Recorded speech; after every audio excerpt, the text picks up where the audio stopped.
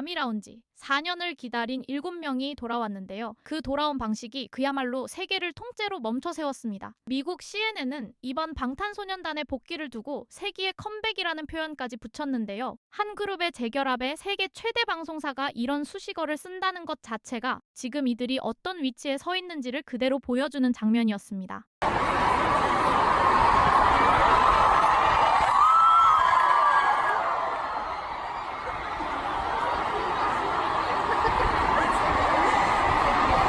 지금부터 컴백한 방탄소년단이 아리랑이라는 이름 아래 세계로부터 받고 있는 특별한 대우를 5가지 장면으로 하나씩 살펴보겠습니다. 첫 번째 장면은 컴백 그 자체입니다. 방탄소년단은 지난 3월 20일 정규 5집 앨범 아리랑을 발표하며 완전체로 돌아왔는데요. 앨범 제목 아리랑은 우리 민요이자 사실상 우리나라의 비공식 국가로 불리는 바로 그 노래에서 따온 이름입니다. 수록곡은 타이틀곡 스윙을 비롯해 훌리건, 에일리언스, 바디 투 바디까지 모두 14곡이 담겼는데요. 정체성과 이별, 그리고 다시 만남이라는 주제를 가장 한국적인 이름 위에 얹었습니다. 반응은 발표 직후부터 심상치 않았습니다. 미국 CNN은 이 컴백을 세기의 컴백이라고 전했고 넷플릭스는 이 복귀 과정을 통째로 담은 다큐멘터리 제작을 함께 발표했는데요. 한 그룹의 앨범 발매에 세계 최대 스트리밍 기업이 다큐멘터리로 화답한 겁니다. 전 세계 팬들은 발매 당일 새벽부터 이 앨범 하나를 듣기 위해 밤을 지새웠습니다.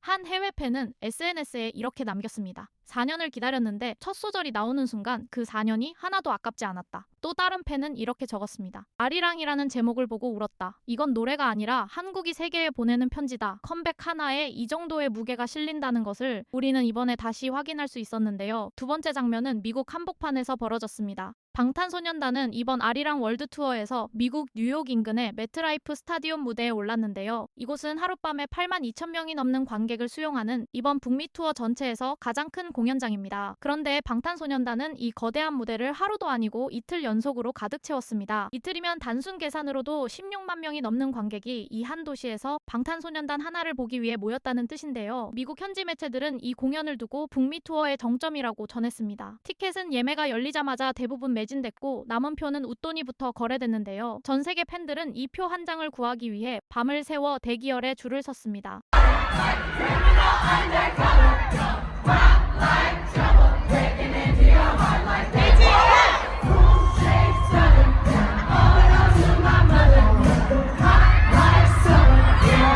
무대도 특별했습니다. 이번 투어는 관객이 무대를 사방에서 둘러싸는 360도 인더라운드 형태로 꾸며졌는데요. 덕분에 같은 공연장에서도 더 많은 관객이 더 가까이에서 무대를 볼 수 있었습니다. 리더 RM은 이 무대 한가운데에서 관객을 향해 천천히 한 바퀴를 돌며 인사를 건넸고 정국은 무대 끝까지 걸어나가 가장 먼 자리의 팬들에게까지 손을 흔들었는데요. 8만 명이 만들어낸 보라바다가 경기장을 통째로 뒤덮었습니다. 세 번째 장면은 숫자에 있습니다. 이번 아리랑 월드 투어는 2026년 4월부터 2027년 3월까지 무려 1년에 걸쳐 진행되는데요. 방탄소년단은 이 기간 동안 전 세계 34개 지역에서 82회의 공연을 소화합니다. 이건 방탄소년단의 데뷔 이래 가장 큰 규모의 투어입니다. 투어의 시작은 지난 4월 9일 우리나라 고향에서였는데요. 이후 유럽의 마드리드와 브뤼셀, 런던과 뮌헨, 파리를 지나 북미로 건너왔습니다. 도시 하나하나가 수만석 규모의 스타디움급 공연장이었는데요. 82회라는 숫자는 웬만한 아티스트가 커리어 전체에 걸쳐 소화하는 스타디움 공연 횟수를 훌쩍 뛰어넘는 규모입니다. 전 세계 팬들은 자신의 도시에 방탄소년단이 오는 날을 1년 전부터 달력에 표시해두고 기다렸습니다. 한 유럽 팬은 이렇게 반응했습니다. 우리 도시에 세계 최고의 그룹이 온다는 것만으로 몇 달을 설렜다. 규모만 큰 게 아니었는데요. 방탄소년단은 이 긴 여정을 단순한 순회 공연이 아니라 아리랑이라는 하나의 이야기를 세계 곳곳에 전하는 여정으로 만들었습니다. 이 대장정이 끝나는 2027년 3월까지 세계 34개 지역이 차례로 보라색으로 물들게 되는 겁니다. 네 번째 장면은 이 투어를 특별하게 만든 작은 장치에 있습니다. 방탄소년단은 이번 투어에서 매 공연마다 무려 23곡을 부르는데요. 아리랑 앨범의 신곡들과 다이너마이트를 비롯한 데뷔 이래의 대표곡들을 함께 엮었습니다. 그런데 여기에 흥미로운 규칙이 하나 더 있었습니다. 바로 매일 밤 두 곡의 서프라이즈 송, 즉 깜짝곡을 넣는다는 겁니다. 이 두 자리에 어떤 곡이 들어갈지는 공연 당일까지 공개되지 않았는데요. 놀랍게도 이 깜짝곡은 멤버들에게조차 미리 알려주지 않는 경우가 있었다고 전해집니다. 덕분에 같은 투어를 봐도 어느 도시 어느 날 밤에 갔느냐에 따라 완전히 다른 콘서트를 보게 된 셈인데요.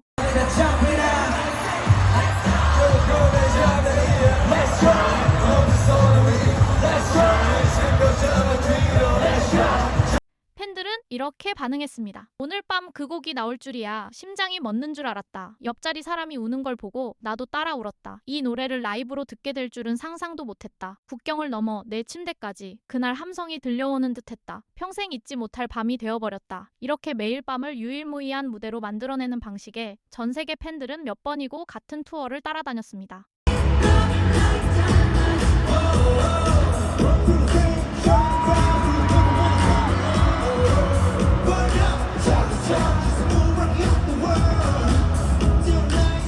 마지막 다섯 번째 장면은 무대 밖에 있습니다. 컴백과 함께 세계 최고의 명품 브랜드들이 방탄소년단 멤버 한 명 한 명에게 앞다투어 손을 내밀고 있는데요. 전국은 스위스의 고급 시계 브랜드 위블로와 영국의 하이 주얼리 하우스 그라프의 얼굴이 됐습니다. 특히 그라프는 66년 브랜드 역사상 처음으로 글로벌 앰버서더를 세웠는데 그 첫 주인공이 바로 정국이었습니다. 지는 이탈리아의 구찌를 대표하는 얼굴이 됐고 비는 프랑스의 까르띠에와 셀린느를 동시에 이끌고 있는데요. 지미는 디올과 티파니, RM은 보테가 베네타, 슈가는 발렌티노, 제이홉은 루이비통까지 7명 전원이 세계 최고 수준의 명품 하우스를 각각 대표하고 있습니다. 이건 단순한 광고 계약이 아니었는데요. 콧대 높기로 유명한 유럽의 100년 넘은 하우스들이 자신들의 얼굴을 한국에서 온 7명에게 맡긴 겁니다. 미국의 패션 전문지 WWD는 이 흐름을 두고 방탄소년단 멤버들의 브랜드 영향력을 상세히 조명하기도 했습니다. 전 세계 팬들은 멤버들의 앰버서더 소식이 뜰 때마다 해당 브랜드의 공식 홈페이지가 접속 폭주로 마비되는 진풍경을 여러 차례 목격했습니다. 진의 구찌 발탁 때도 비의 까르띠에 발탁 때도 공식 사이트가 트래픽을 감당하지 못하고 다운됐는데요. 이제는 명품이 스타를 빌려 광고하는 게 아니라 명품이 방탄소년단을 통해 자신을 증명하는 시대가 된 셈입니다. 지금까지 살펴본 다섯 장면은 단순히 한 그룹이 인기가 많다는 이야기가 아니었습니다. 세기의 컴백이라 불린 앨범부터 미국 최대 무대에 이틀 연속 매진, 34개 지역 82회라는 사상 최대 투어, 매일 밤을 유일하게 만든 무대, 그리고 세계 명품의 러브콜까지.